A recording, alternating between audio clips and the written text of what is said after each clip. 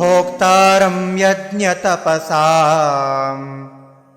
सर्वलोकमहेश्वरम्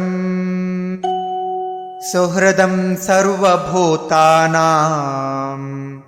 ज्ञात्वा मां शान्तिमृच्छते।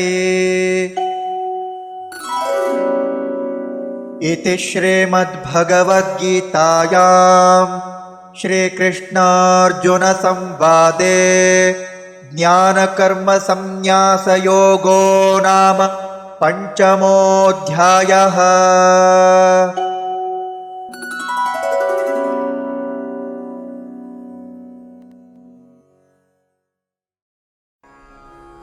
भोक्तारं यज्ञ तपसां सर्वलोक महेश्वरं सुहृदं सर्वभूतानां ज्ञात्वा मां शान्तिं ऋच्छति। भोक्तारै यज्ञतपसां सर्वलोकमहेश्वरं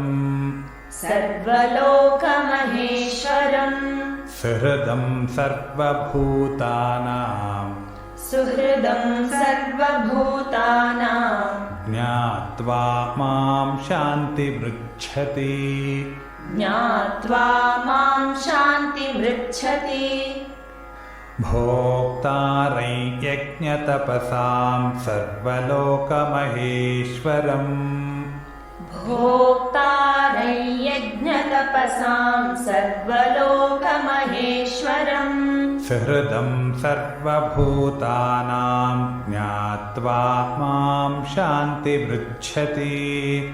सुहृदं सर्वभूतानां ज्ञात्वा मां शान्तिमृच्छति।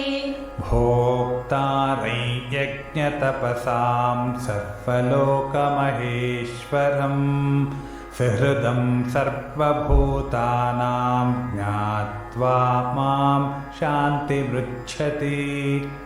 भोक्तारै यज्ञतपसां सर्वलोकमहेश्वरं सुहृदं सर्वभूतानां ज्ञात्वा मां शान्तिमृच्छति।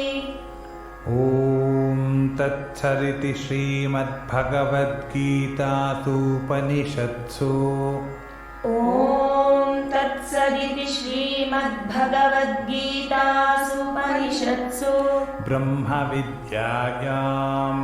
ब्रह्मविद्यायां योगशास्त्रे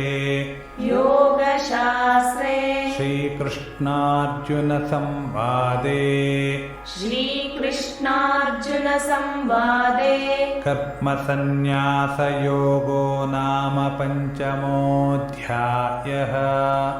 कर्मसन्न्यासयोगो नाम पंचमोऽध्यायः।